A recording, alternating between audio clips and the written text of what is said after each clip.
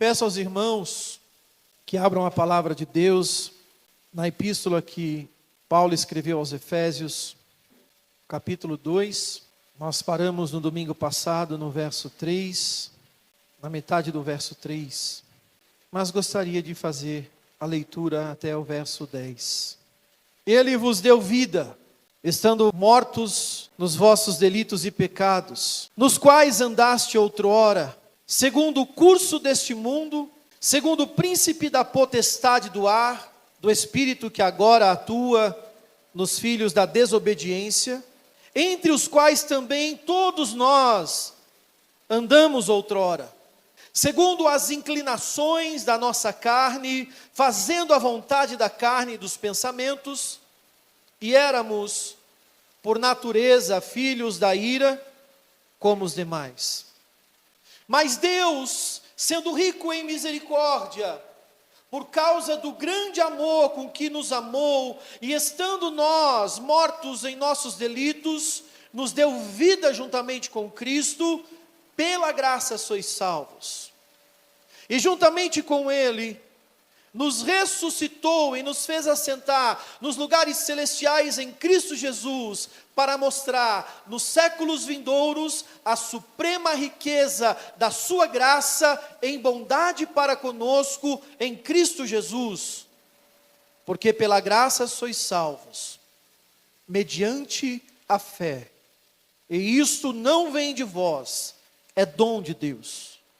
Não vem de obras, para que ninguém se glorie, pois somos feitura dele, criados em Cristo Jesus para boas obras, as quais Deus de antemão preparou para que andássemos nelas.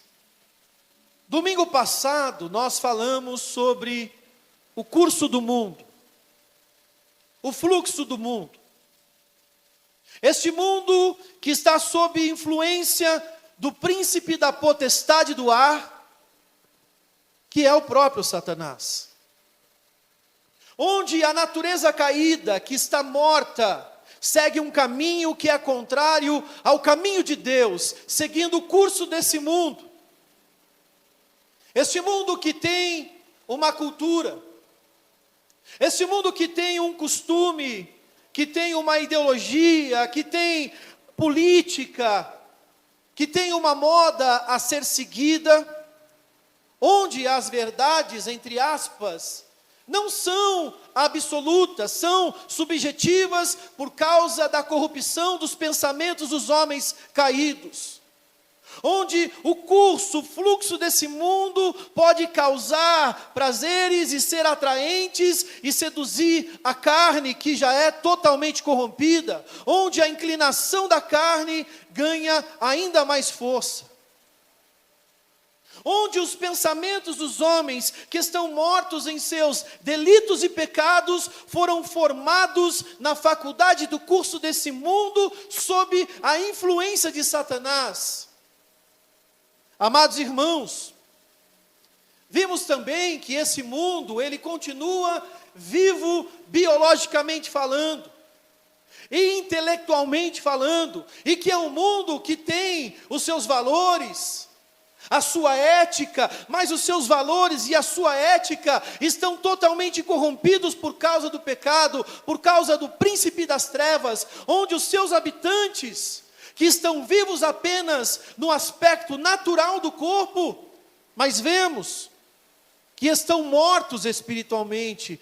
Todos aqueles que estão fora de Cristo estão mortos e seguem o fluxo da morte espiritual. Todos os que estão mortos em seus delitos e pecados são considerados aqui como filhos da desobediência, filhos da ira. Eles seguem o fluxo do mundo.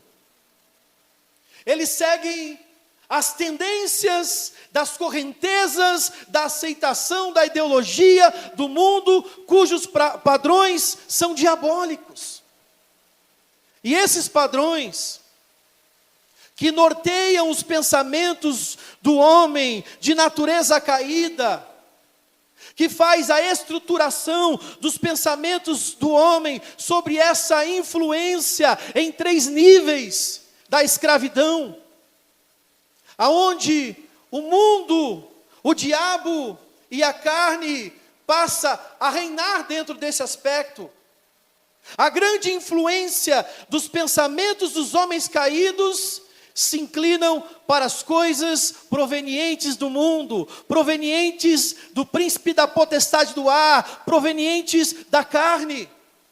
E fizemos aqui também, para lembrarmos os irmãos, fizemos algumas citações de uma série de coisas que estão acontecendo dentro de muitas igrejas nesse mesmo aspecto. Igrejas que nós chamamos de igrejas mundanas. É até contraditório falar igreja e colocar o mundanismo dentro da mesma frase. Onde essas igrejas sem identidade, a estratégia dessas igrejas é oferecer o que o mundo oferece. Meios carnais atraindo pessoas carnais, como disse Paul Washer. E citamos aqui também muitos exemplos do mundanismo dentro das igrejas que se dizem ser evangélicas, onde o curso, onde o fluxo do mundo está dentro dessas igrejas e infelizmente sob a influência de Satanás, muitas vezes. É uma triste realidade. 1 Timóteo capítulo 4, versículo 1 e 2 diz que o Espírito, com letra maiúscula, ele afirma expressamente que nos últimos tempos alguns apostatarão da fé por obedecerem espíritos enganadores e ensinos de demônios pela hipocrisia dos que falam mentiras, que têm a sua mente cauterizada, a sua consciência cauterizada. Agora vejam, meus amados, em contrapartida, que as igrejas que pregam o evangelho puro, que pregam realmente o evangelho de Jesus Cristo, o evangelho genuíno, a palavra da verdade, normalmente são igrejas pequenas. Podem perceber que são igrejas que têm muita dificuldade no crescimento, crescem lentamente, a não ser aquelas que já têm uma certa história, como algumas igrejas históricas que têm, por exemplo, em Bragança, mais de 100 anos.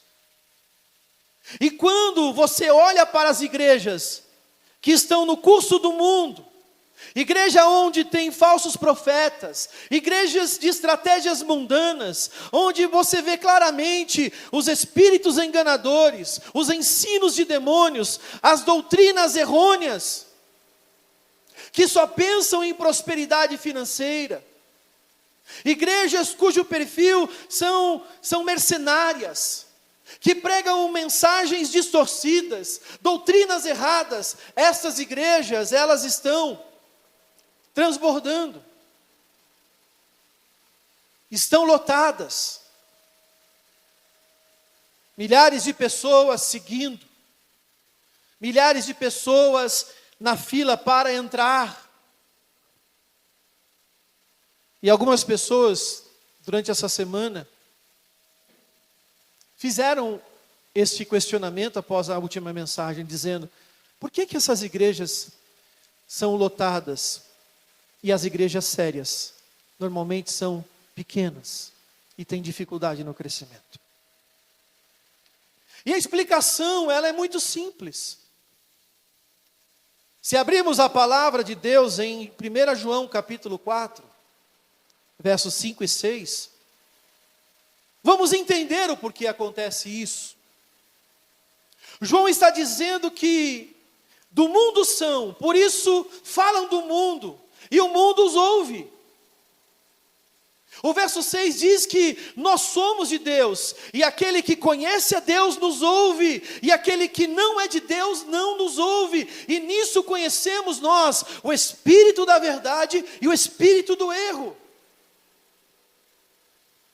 Essas igrejas estão transbordando com as estratégias do mundo, porque são do mundo, e o mundo os ouve, o mundo segue. Eles possuem um discurso do mundo, eles usam o mundo como espelho, e é normal para o mundo se sente atraído por essas supostas igrejas, que são do mundo, e por isso falam do mundo, e o mundo os ouve. Sendo assim, meus amados, eles falam o que as pessoas gostam de ouvir. Eles possuem um discurso que anda no curso deste mundo, um discurso agradável para quem é escravo do mundo. Eles pregam: sigam os seus corações. Eles pregam: sigam os seus instintos. Sigam os seus pensamentos, sigam os seus desejos. Deixe influir isso dentro de você. Venham, que nós temos um mundo para te oferecer. Você será rico.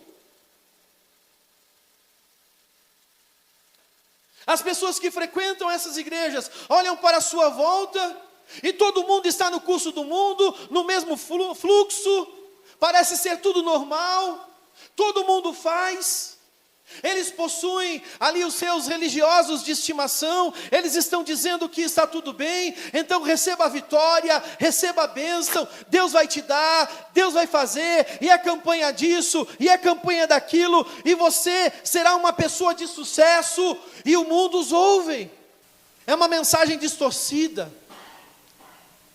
Mas aqueles que pregam a verdade, a mensagem bíblica, para essas pessoas é um absurdo, é um exagero, é radical demais. Eles não pregam arrependimento, eles não pregam o juízo de Deus, eles não pregam sobre santidade, eles não pregam sobre arrebatamento, eles não falam da ira de Deus, eles não falam do inferno, eles não pregam o verdadeiro reino de Deus, e muito menos a mudança de vida, a santidade. Os religiosos que estão no curso do mundo e que estão dentro das igrejas, eles são verdadeiros anestesistas profissionais, eles sabem massagear o ego, agradar as pessoas, escravizam com rituais, usam algumas palavras mágicas, dão fórmulas, inventam receitas, e o mundo os ouve. Por isso que eles são do mundo. E o mundo os ouve.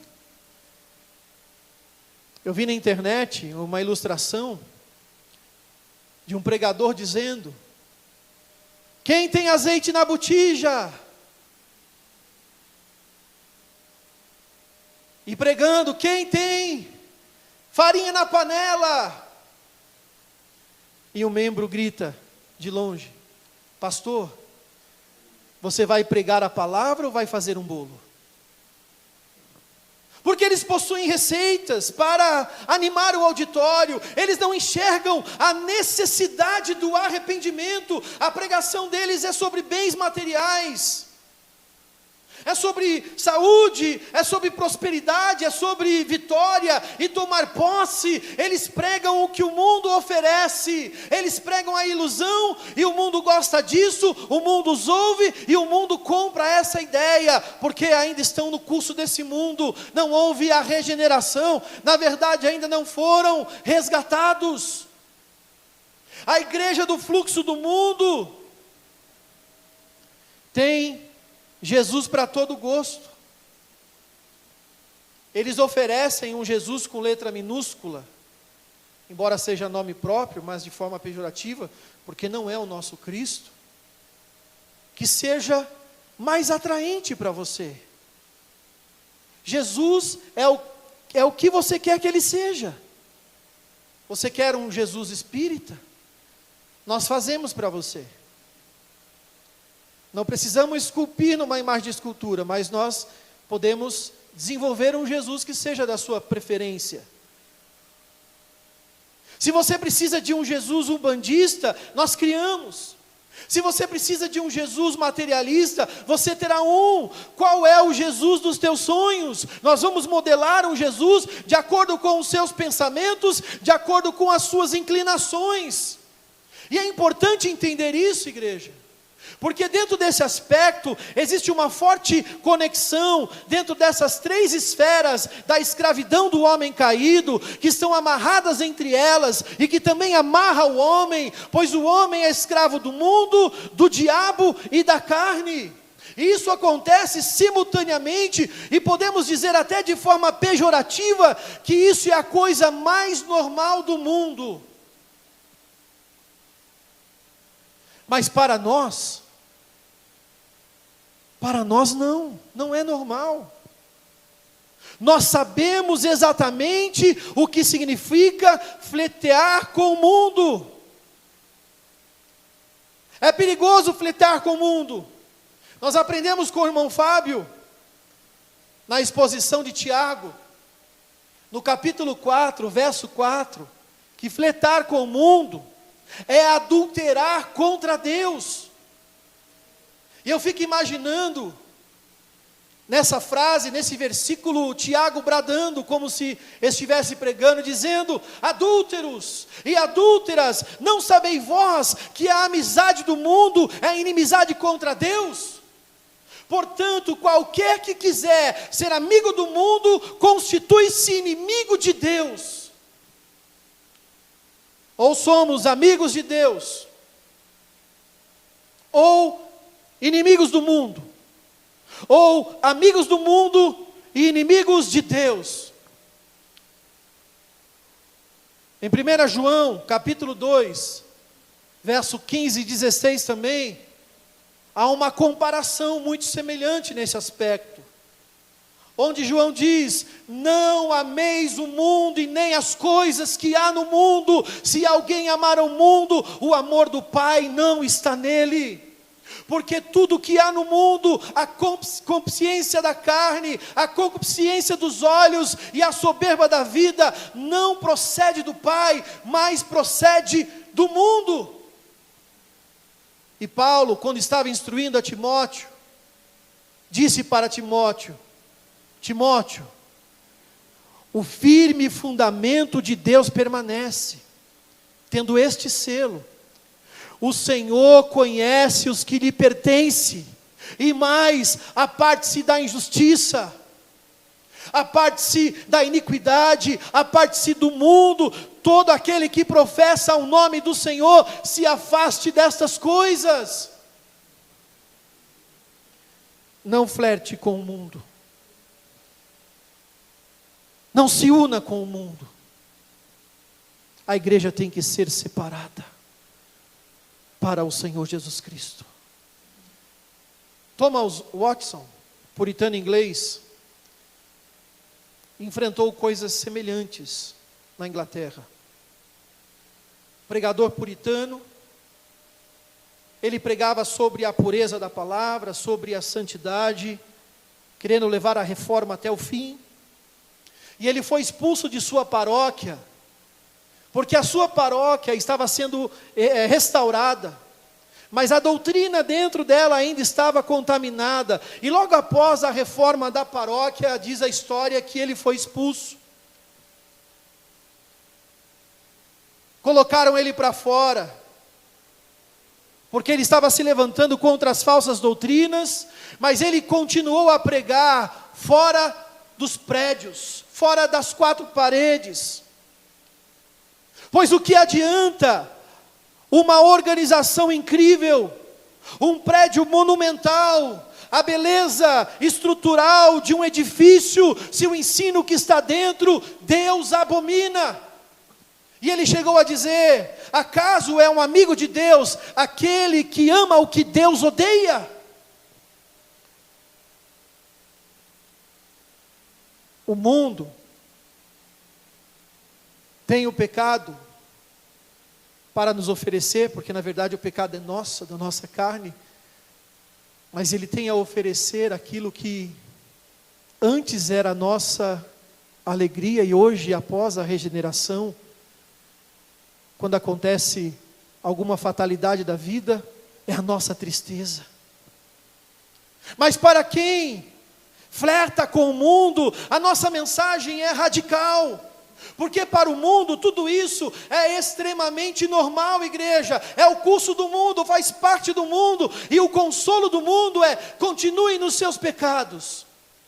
Deus vai te aceitar como você é, pode ficar assim. O caminho do mundo é um caminho de pecados. Eles praticamente estão em um fluxo que eu posso dizer que é como se fosse um esgoto a céu aberto. Eles estão acostumados com esse esgoto, com o seu mau cheiro, com a sua podridão. Eles estão mortos e 3 vezes escravos, escravos do mundo, escravos do diabo, escravos da carne. Eles estão até o pescoço de fezes. Eles estão mergulhados no lamaçal do pecado e acham isso tudo muito normal.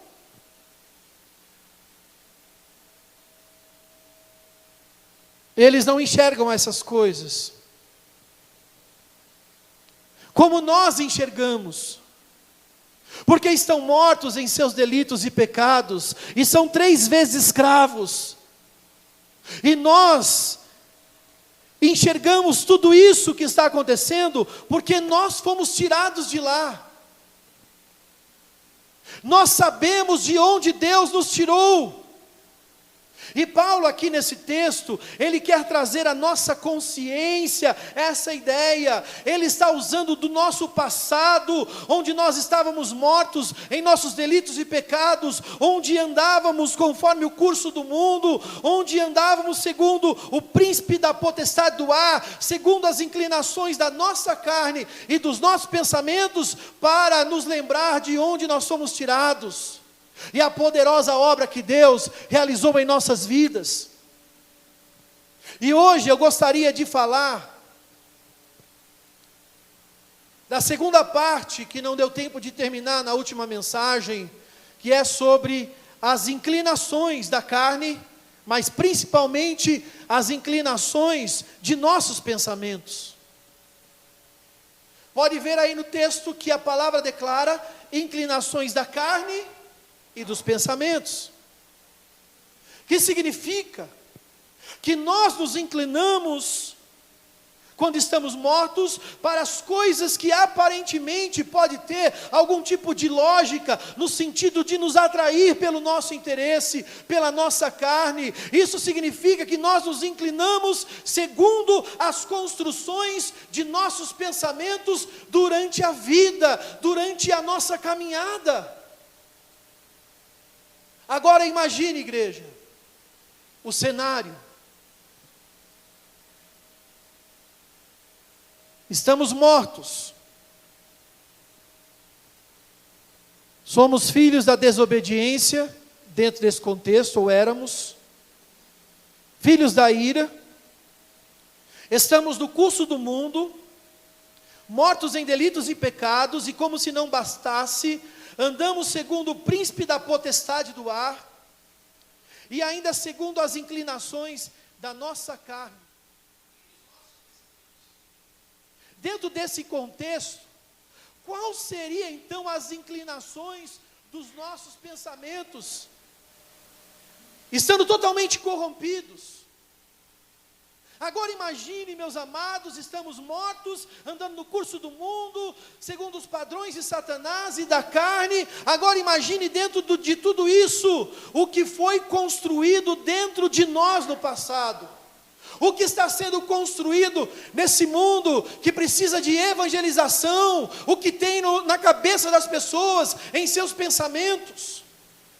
Imagine toda a nossa estrutura de pensamentos que fora formada ao longo da vida. Imagine tudo que foi construído dentro de nós, desse aspecto, dentro de nossos pensamentos. Pensamentos de forma ampliada, pensamentos no plural, em todos os sentidos, os nossos valores.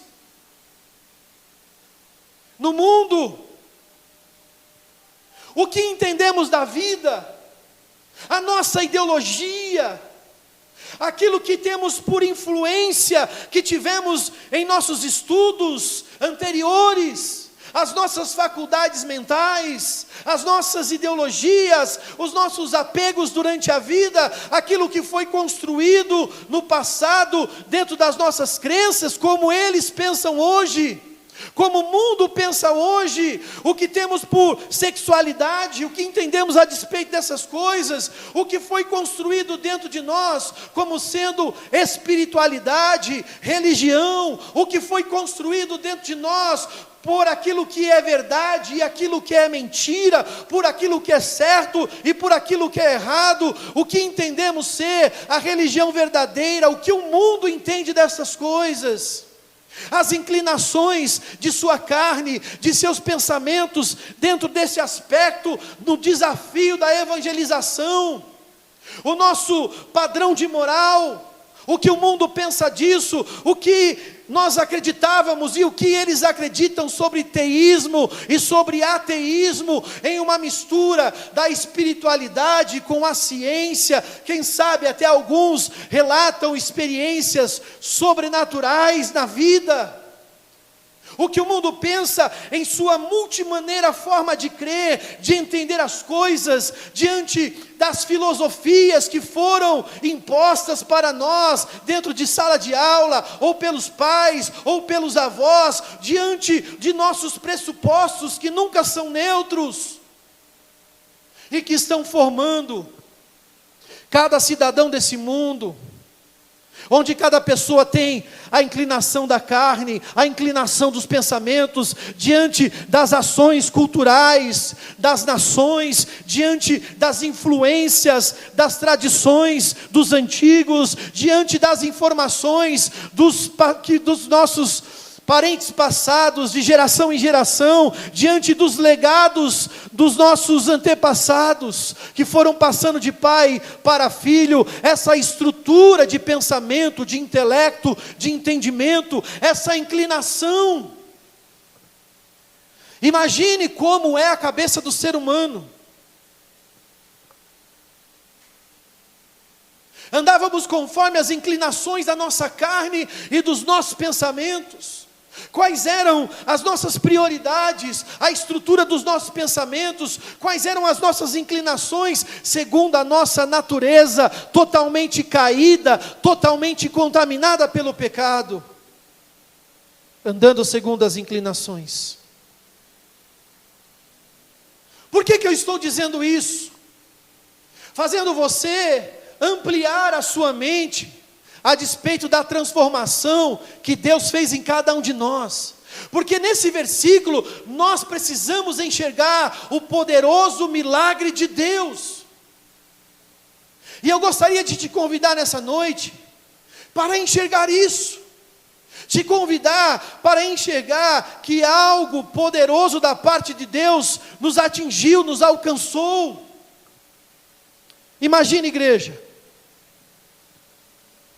porque o rompimento das inclinações de nossos pensamentos é um grande milagre, sem dúvida. Um grande milagre. Um poderoso milagre.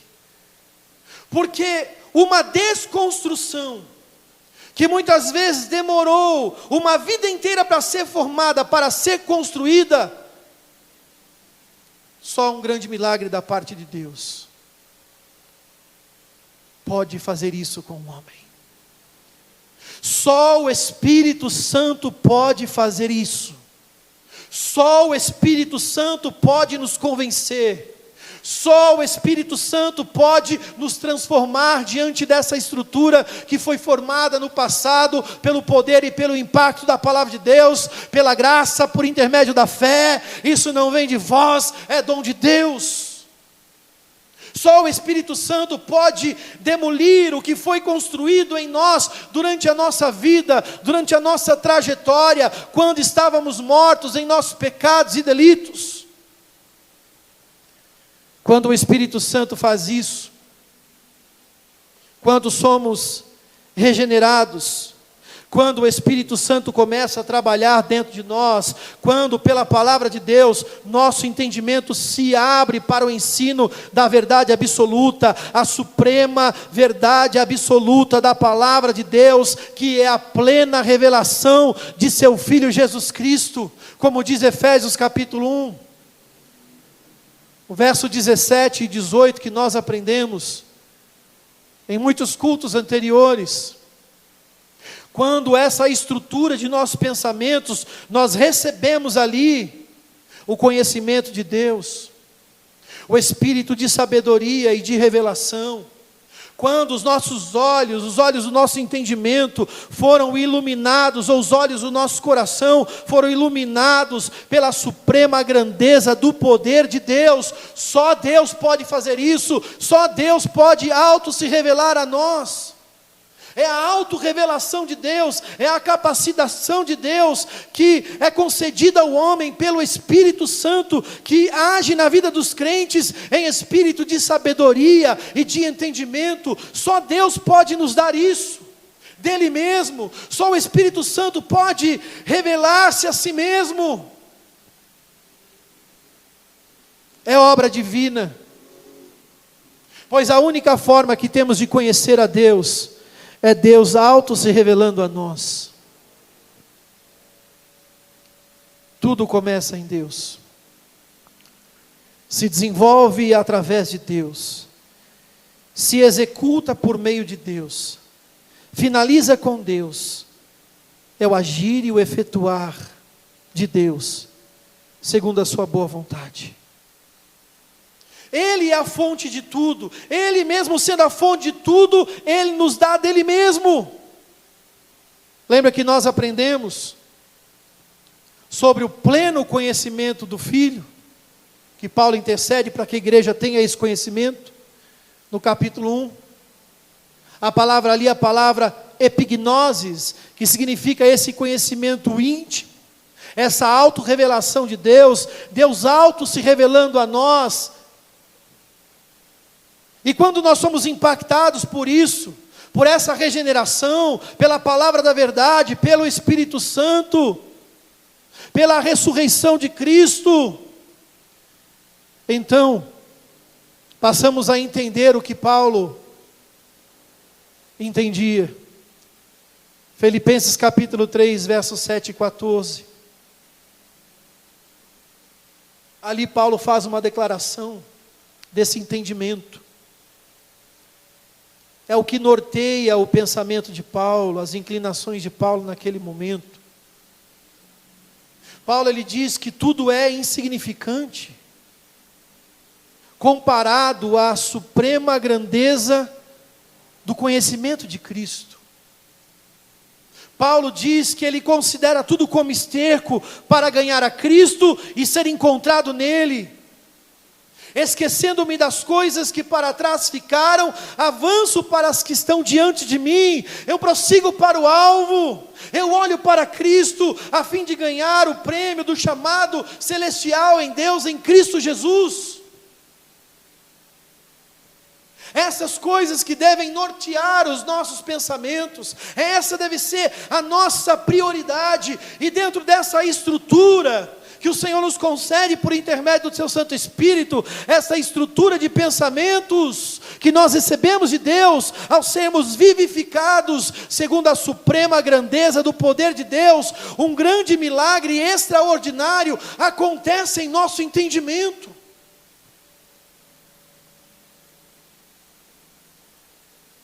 O que tem ocupado a nossa mente?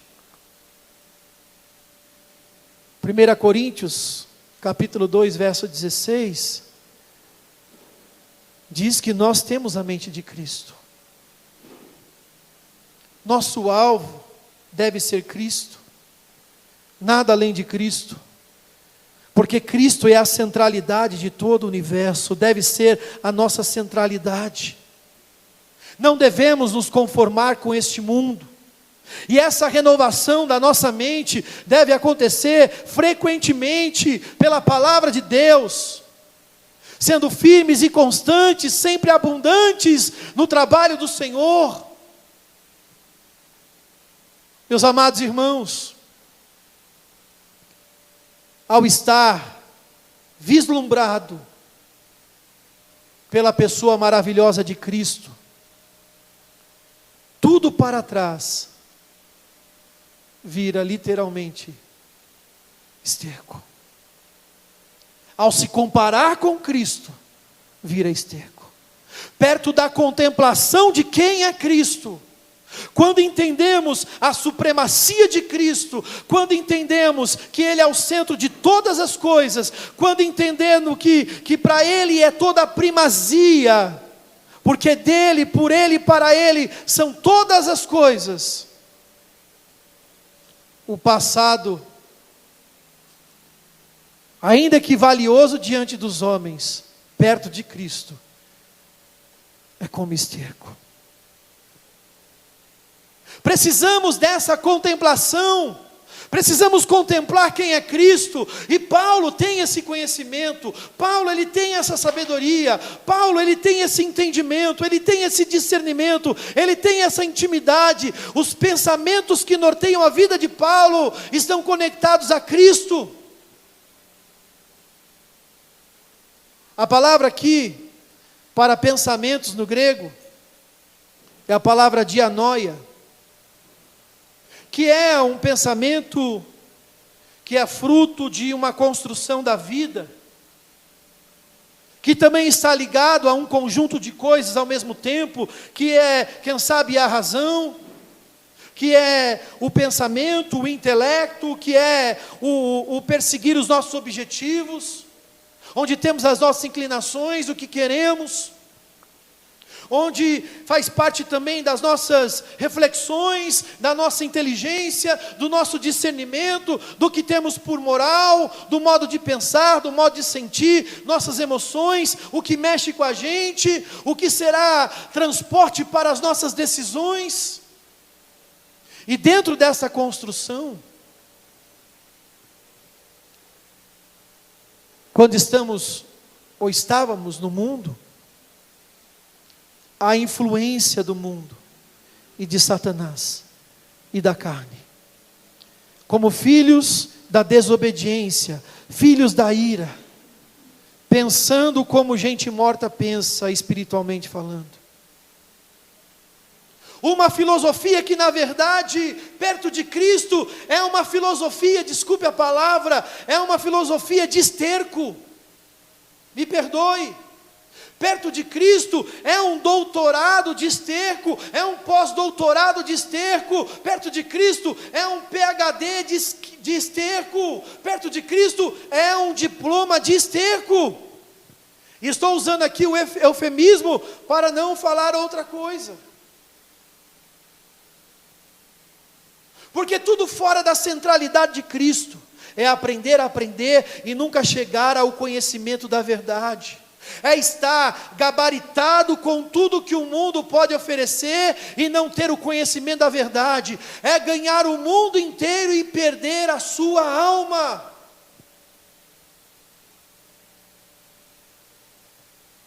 Somente uma ação poderosa de Deus para nos livrar disso, de poder nos levar à centralidade das Escrituras, a nos submeter à palavra.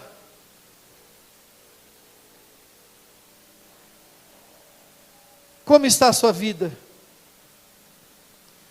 As inclinações de seus pensamentos, da sua carne. Você está agindo como gente viva ou como gente morta? Filipenses capítulo 4, verso 8.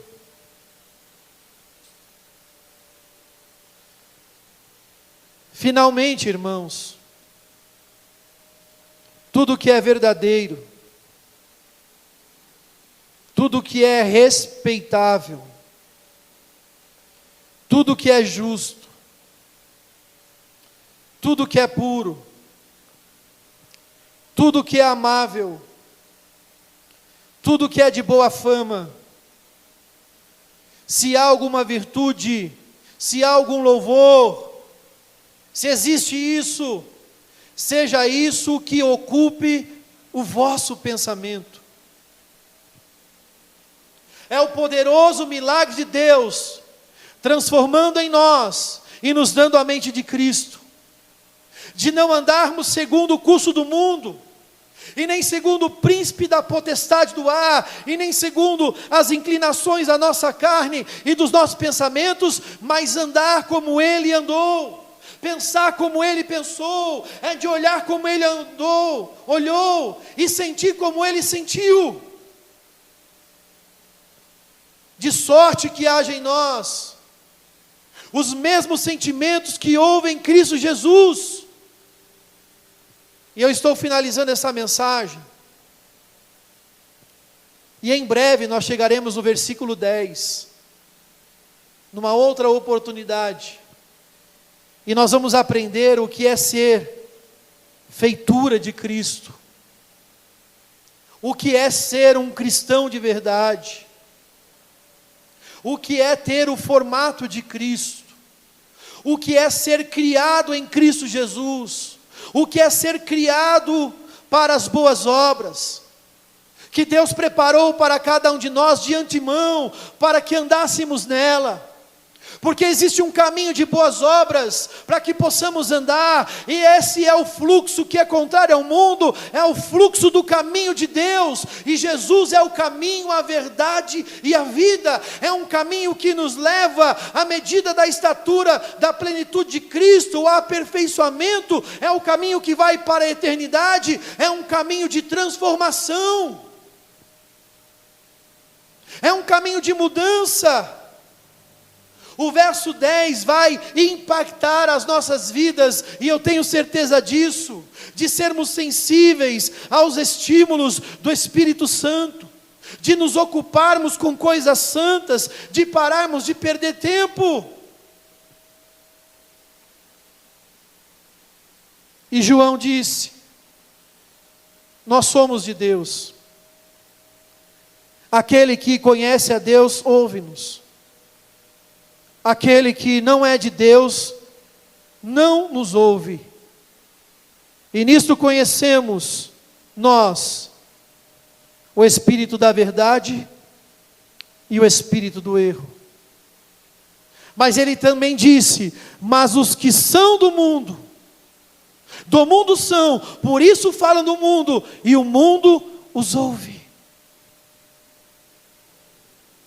Veja, meus amados irmãos, nesse encerramento, dentro desse contexto, que precisamos ter uma consciência clara, cristalina, que a palavra de Deus nos dá nessa noite, uma consciência muito grande de onde Deus nos tirou.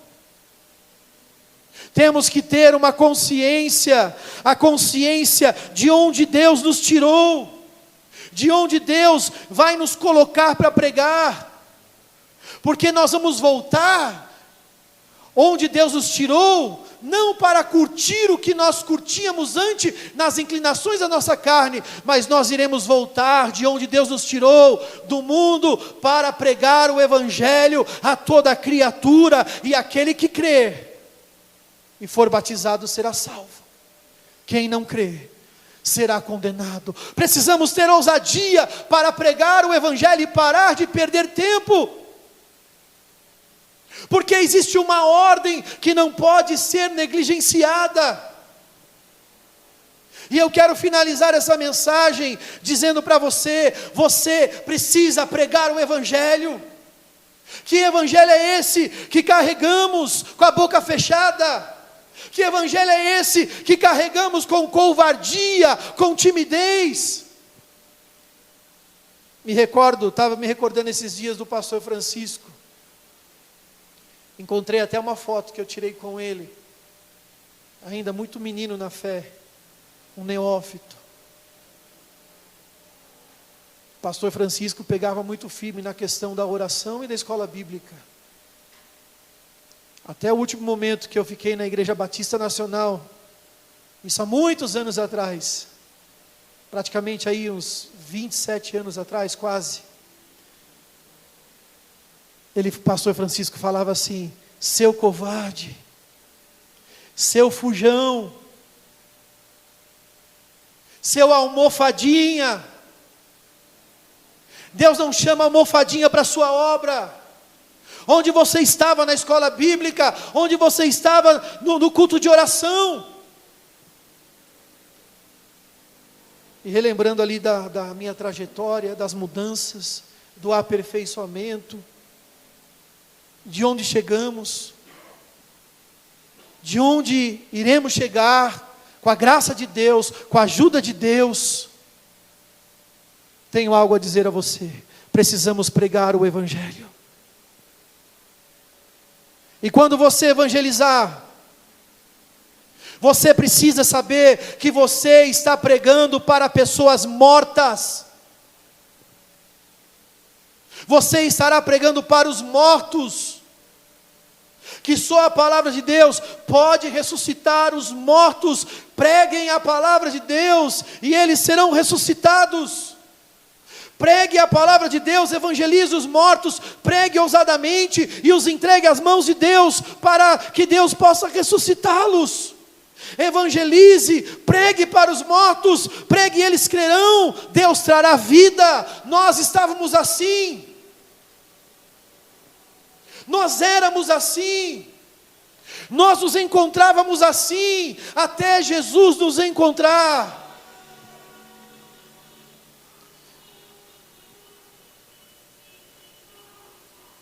Não subestime, igreja, não subestime o poder da palavra de Deus quando está sendo pregada. É ela que define as coisas.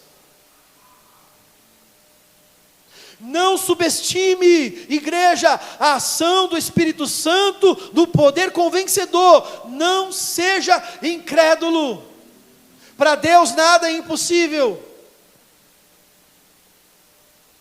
Ai dos reis, ai dos imperadores, ai dos presidentes, dos juízes, dos generais, dos príncipes, ai dos governantes, ai das autoridades, ai dos exércitos, sejam físicos ou espirituais, que quiserem atravessar na frente da santa palavra de Deus. Terrível coisa é cair nas mãos do Senhor, nas mãos do Deus vivo. Do Senhor é a vingança. Não tente fugir dos imperativos de Deus sobre a tua vida. Pregue, evangelize, ensine. Deus te deu habilidades, Deus te deu dons, Deus te deu ferramentas, Deus te deu saúde, Deus te deu condições.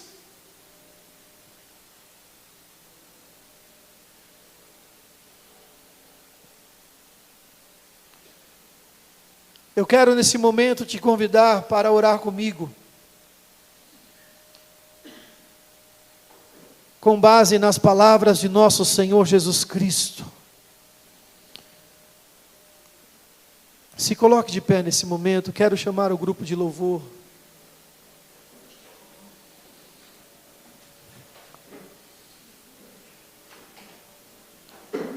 João 17, versículo 15 até o 21 diz assim: não peço que os tire do mundo, e sim que os guardes do mal. Eles não são do mundo, como também eu não sou. Santificai-os na verdade. A tua palavra é a verdade. Assim como tu me enviastes ao mundo, também eu os enviei ao mundo. Estamos sendo enviados ao mundo para pregar o Evangelho aos mortos. E esta é a minha oração nessa noite. Senhor Deus, temos muito trabalho a ser feito, que vai muito além de construir salas, que vai muito além de janelas e portas, de galerias, que vai muito além, Senhor, da estrutura física, predial, que é ir ao mundo, não para copiar as coisas do mundo, mas é para ir ao mundo, para pregar aos mortos, o teu poderoso evangelho, o evangelho da salvação. É dizer ao mundo: arrependei-vos, porque é chegado o reino dos céus. Nos concede, Senhor, tão grande ousadia, de não perdermos as oportunidades que são concedidas de propagar a sua palavra. Se temos nos acovardado diante das circunstâncias, diante da nossa pequenez, quando olhamos para nós mesmos, diante daquilo que consideramos as nossas incapacidades, diante daquilo que nós mesmos não encontramos condições em nós para realizar esta ordem, o seu ide, diante dos nossos medos, diante das nossas inseguranças, eu peço, Senhor, concede-nos graça para fazer a tua vontade, Senhor. Concede-nos ousadia para pregar o evangelho a toda criatura, a irmos nas casas, nas praças, nos hospitais, nos presídios. Nos tire, Senhor, da nossa zona de conforto, do nosso comodismo. Como nós somos ingratos, Senhor. O Senhor tem nos dado tantas condições, o Senhor tem nos capacitado, o Senhor tem nos dado recursos, e mesmo assim nós temos sido covardes. Tenha misericórdia de nós, ó Deus. Temos olhado para os obstáculos e para as circunstâncias da vida, do que está à nossa volta. Temos olhado para a insatisfação de olhar para o próximo e ver que o próximo também é tão grande pecador como cada um de nós. Em nosso relacionamento com as pessoas, diante das decepções, diante dos traumas, diante, Senhor, das nossas frustrações, o Senhor sabe que somos pó, o Senhor nos conhece. Deus, acredito estar orando a sua vontade, porque não estamos pedindo as coisas que o mundo pode oferecer, mas estamos pedindo coisas que só o Senhor pode nos conceder. Envie obreiros para nos ajudar, envie pessoas, levante mais pregadores. Prepare, Senhor, o caminho, nos ajude, nos socorre, nos sustenta. Sendo assim, o seu nome é que será glorificado, Senhor. Estamos pedindo coisas que farão com que o seu nome seja exaltado. É o que queremos, ó Deus.